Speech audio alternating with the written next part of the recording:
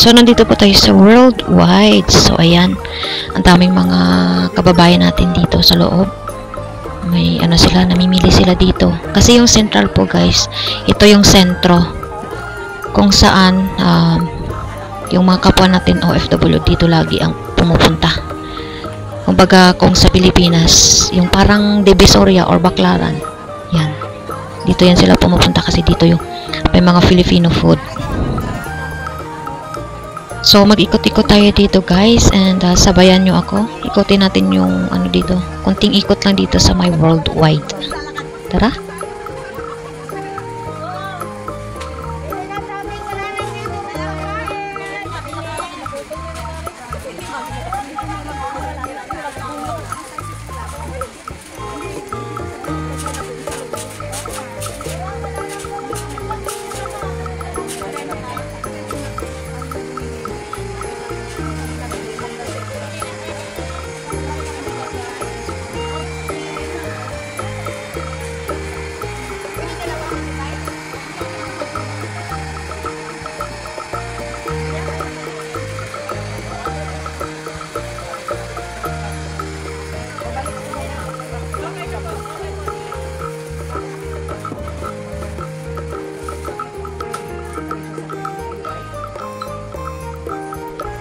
Dagdag ko pa guys, dito sa Central, nandito po yung mga remittance. Dito po sila mostly nagpapadala ng pera para sa pamilya nila. Kung wala silang mga apps na ginagamit, so dito po sila pumupunta.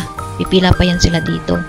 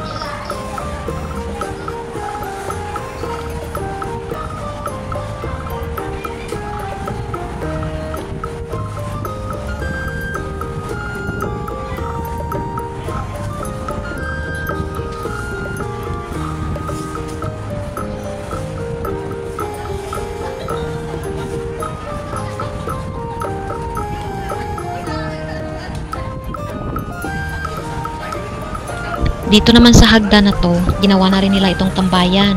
So, meron dyan nagmamassage, meron dyan nagmamanicure, pedicure. So, may nagtitinda din ng pagkain.